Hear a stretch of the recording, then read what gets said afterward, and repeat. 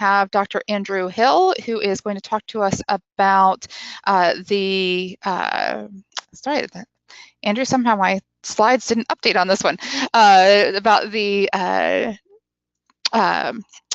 Keys to Financial Success and their new teacher training program. So Andrew, are you ready? Ready to go.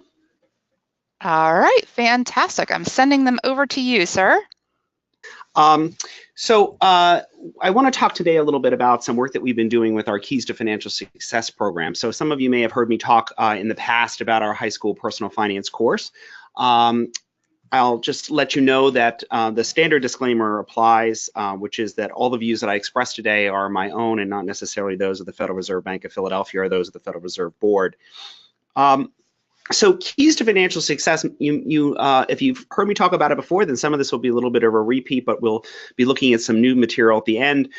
If you haven't heard about it before, this is a high school personal finance program that we have been working on for the last 15 years. So we train teachers to teach their own semester high school personal finance course. It's now actually a 51 lesson course plan. It used to be 52. We actually combined a couple of lessons, and it relies heavily on financial fitness for life, learning, earning, and investing, and practical money skills. And each year, in exchange for all of the curriculum materials and for training, schools pledge to offer the course at least one semester. So it was designed to be a complete course plan with all the materials you need in order to teach your own semester personal finance course.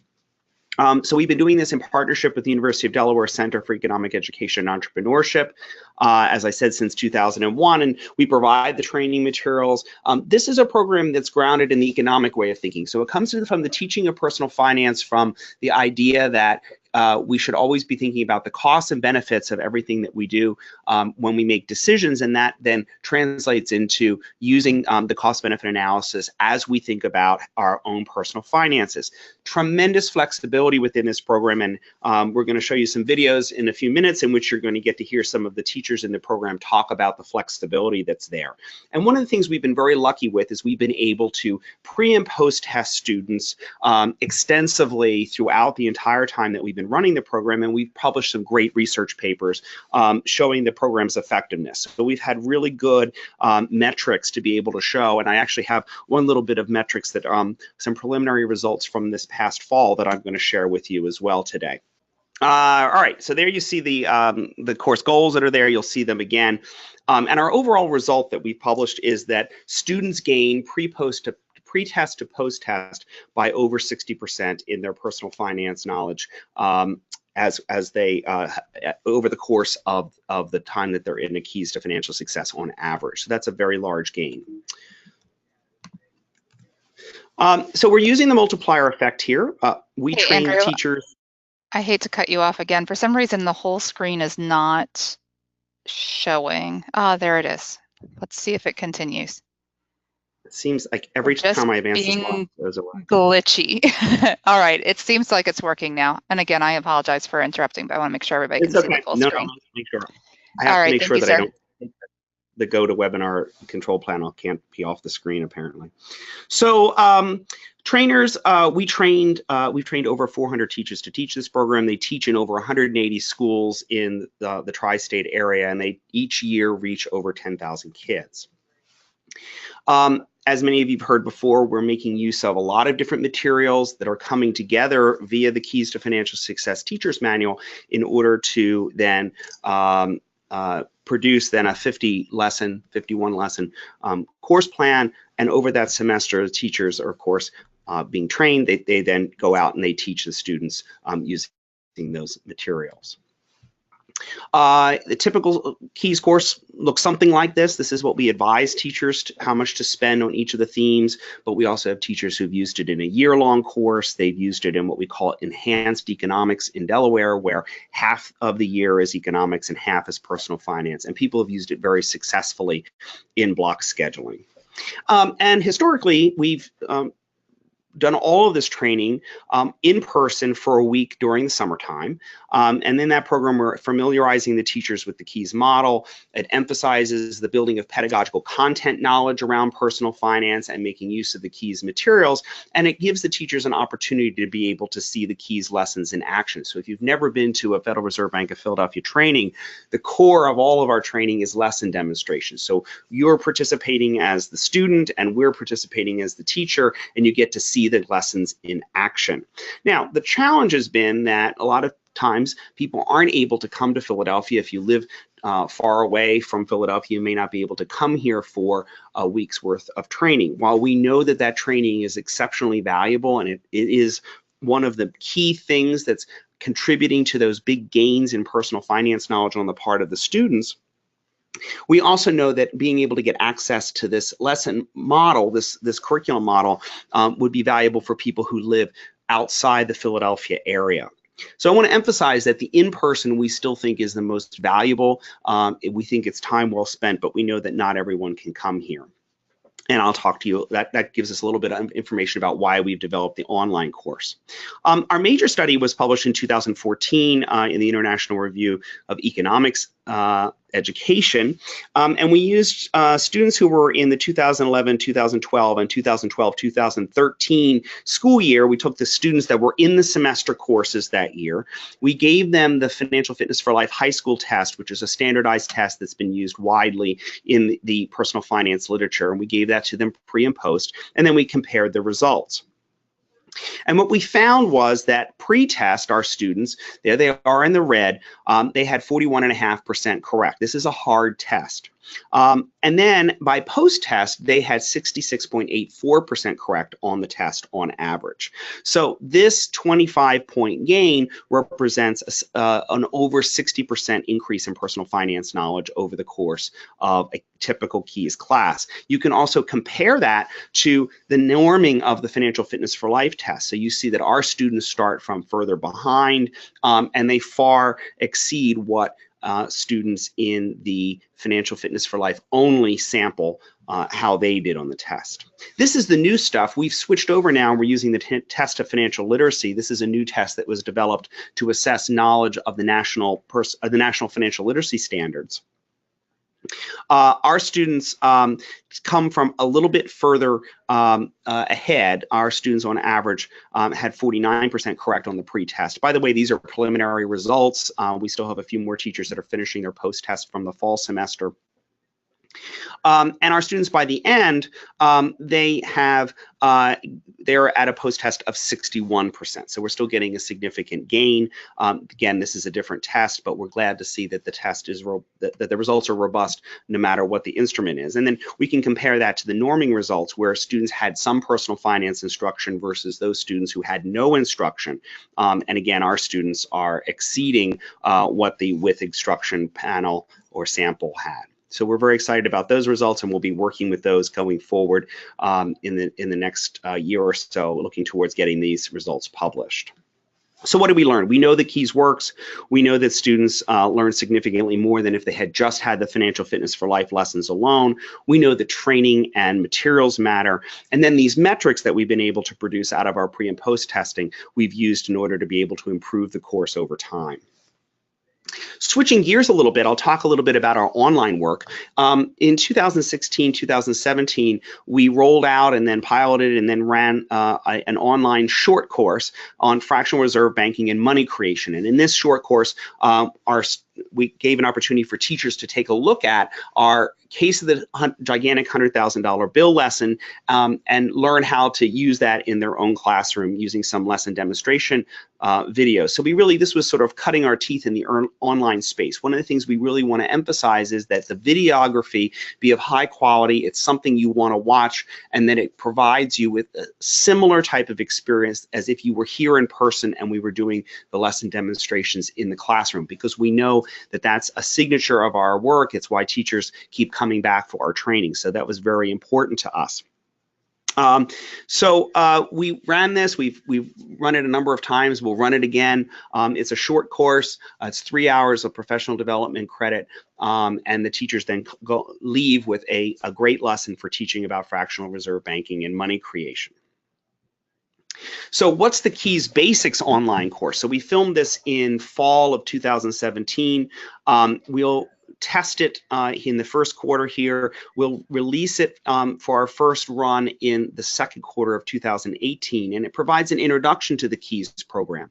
So it gives you also access to the Keys curriculum materials that you can then use in your own classroom. We demonstrate 6 of the 51 lessons in Keys, so certainly not the whole thing. You will get Act 48 credit. We don't know quite how many hours yet that will be, so we'll have to test that out to see how many hours it actually will wind up being. I want to emphasize that it's not a perfect substitute for the 30-hour in-person training. Clearly, it's going to be less content, it's less coverage, and you don't have the types of interactions that you get with other teachers and with the instructors. But nonetheless, if you're at arm's length, you've always wanted to do Keys, you wanted to get engaged using this curriculum, this gives you a way to get started. And we expect that this program will be popular both in the 3rd Federal Reserve District, but also nationwide. But I want to encourage you that if you live within the Philadelphia area, or you're, let's say, in Pittsburgh, but you're able to come for the week in the summertime, definitely the 30-hour in-person is the preferred method. The other thing is, if you're an online participant, you will need to get your own copy of Council for Economic Education's Virtual Economics 4.5 thumb drive. That is something that is provided to you if you come to the in-person training. So what I want to do now, and we've never done this before, but I want to play some videography here so you get a chance to see a little bit about the course, get a feel for the types of videos that you'll watch as part of our online class. Our online class, by the way, is developed in Canvas, the learning management system, and there will be activities and discussion boards and things like that that you'll participate in, but the core of the online training really is the videos. So I want to take an opportunity here to show you 4 of these videos. We probably won't be able to watch all of every one of them, but I want to give you a little bit of the feel of this course, get you excited about it, and then tell you at the end how you can get in touch with me so that we make sure that we get you on the list if you're interested in being on the list to be in one of the first cohorts to be able to do the online training. So let's take a look at this video, and we'll see how it goes. And Hillary, if it doesn't seem to be going well on your end, let me know, and we can make some adjustments on this end.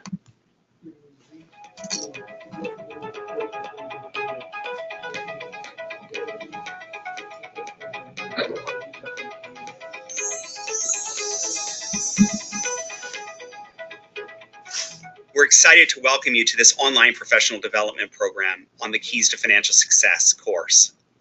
Over the last 15 years, we've trained hundreds of teachers to teach personal finance in their own classrooms using the Keys to Financial Success model. In this overview video, we're going to share with you some of the key features and strategies that we use in the course and start you on your Keys to Financial Success journey. The Complete Keys to Financial Success program is a 51-lesson class plan that builds on the foundation of excellent existing resources, including the Council for Economic Education's Financial Fitness for Life, Learning, Earning, and Investing, and Visa's Practical Money Skills. These materials are enhanced with content created by the Federal Reserve Bank of Philadelphia and our partner, the University of Delaware Center for Economic Education and Entrepreneurship.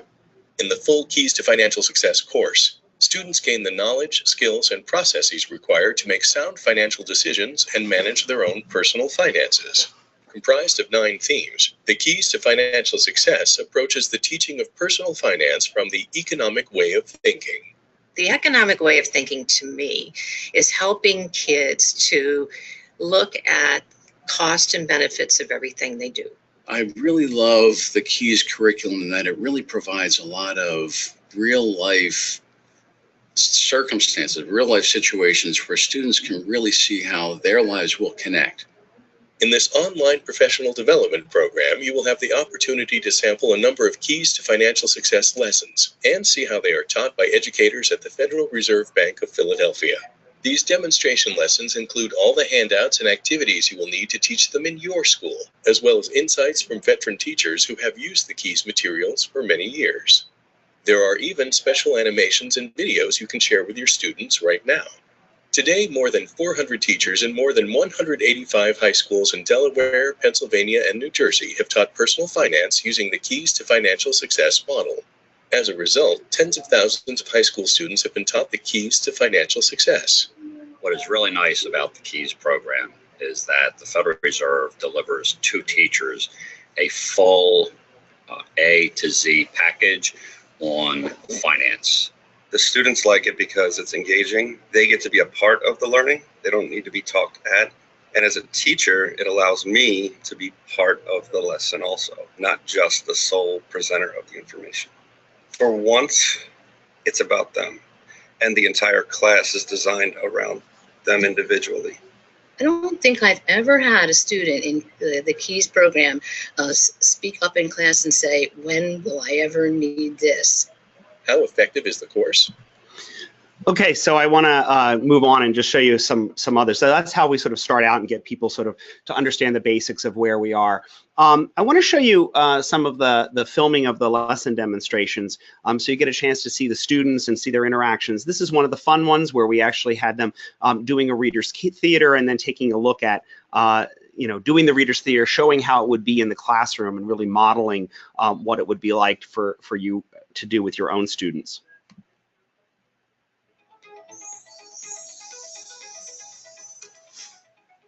Readers theaters are nice because it takes me out of the front of the classroom.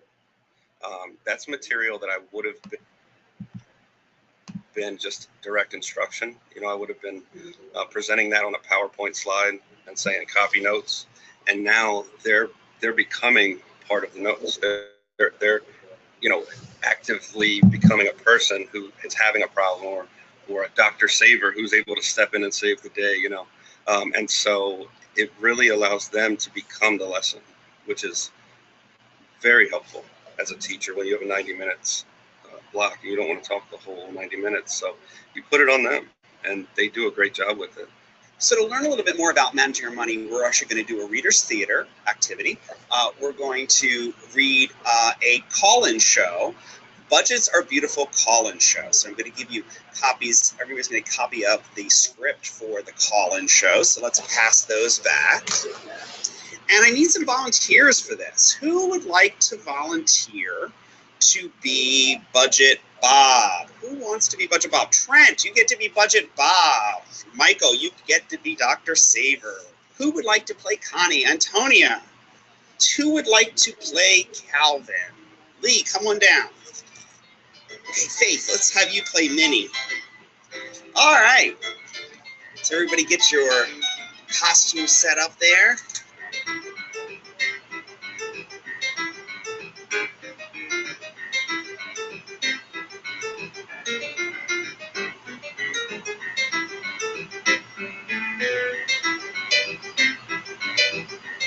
Okay, so we're going to read this Reader's Theater, this play. Everybody has their nice costumes on, so action.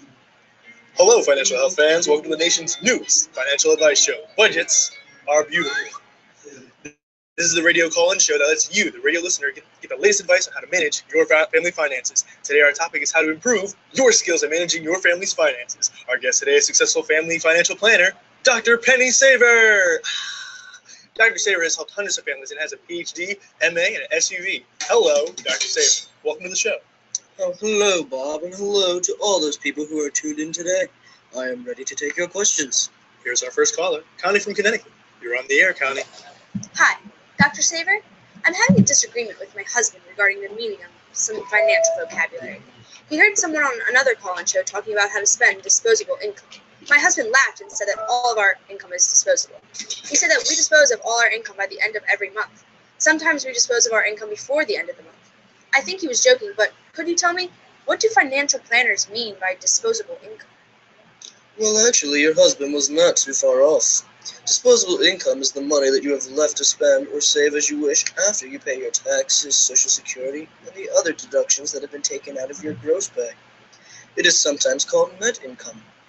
While disposable income can be used in many ways, most families have important financial obligations. Rent, car payments, and food bills add up quickly, so tough choices need to be made. That sounds kind of gloomy, Dr. Saver. Do you have any advice for Connie and her husband? Okay, so you get a little bit of a sense of what the Reader's Theaters are like, and then we also go through and do the debrief as well from that lesson. The other thing you got to see in this video clip is how we show on the screen the different handouts from Financial Fitness for Life or from other resources that we're using at depending on which keys lesson we're showing.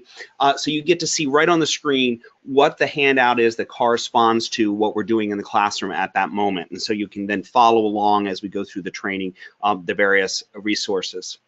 The other thing we were able to do as part of this was also to produce a number of graphic stories and animations to be able to take some of the content that's used in Keys to Financial Success, whether it be from Financial Fitness for Life or another resource, and be able to make it so that it's a little bit more interesting to watch on the screen when you're going through the training. So this is also from the same lesson, lesson 3.4, but this is a story of a married couple. So it gives you the background of what's there as well. And then the other thing we were able to do is to bundle these together. So these will also be available for you to be able to show your students in the classroom. So while we still think it's important for the students to do the reading, this might be something that you do as a review at the end, or just to make sure that everybody's on the same page if you're referring to it later on. So let's take a look at this little graphic story. As you can see, a lot has been put into trying to really make these stories be valuable. And of course, the students are reading this story, they're writing about and answering questions about it, and we're also having classroom discussion about the content that's in there. Whoops.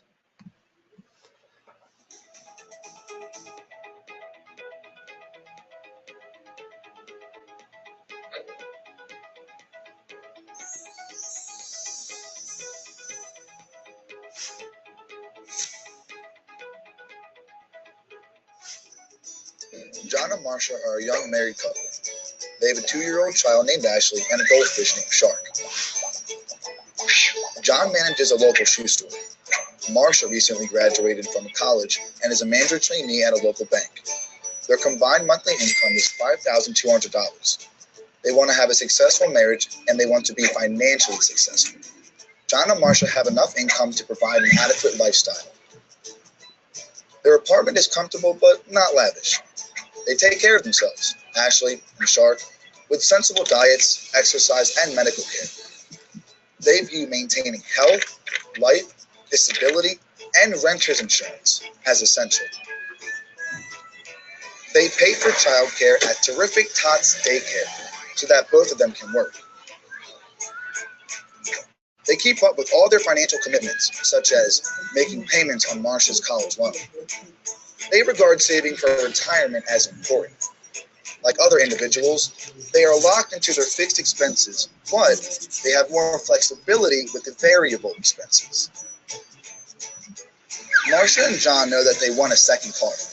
It is difficult to manage their complex schedules, work, daycare, grocery shopping, and trips to the doctor with only one car.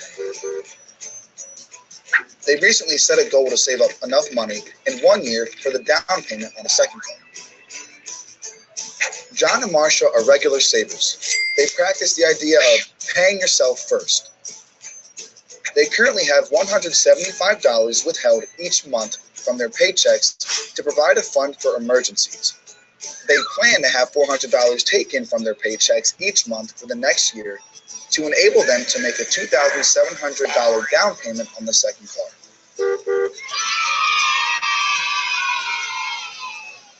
So the activity that the students work on then is trying to see where within their budget they'll take the additional $400 that they're now going to be putting away in savings. Where is that going to come out of their budget, their existing budget? And then actually in the assessment or another activity that's available in this lesson, the students look as they're trying to help John and Marsha figure out where they're going to get the money within their budget to be able to save for a down payment for a house. So we think that's a really good value added, as well as being able to have something that's interesting to watch within the training that keeps the teachers interested. One of the things we know that's a real challenge with online training is it can be boring, and so we think that these videos are helpful in that regard. And then each lesson ends with some teaching tips. So I teach 4 of the demonstrations. My colleague Todd Zartman teaches 2 of them. And in the teaching tips, we try to provide you some additional helpful hints about teaching this particular lesson, or what's valuable or what's important to look out for. So let's take a quick look at this one that's connected with this lesson.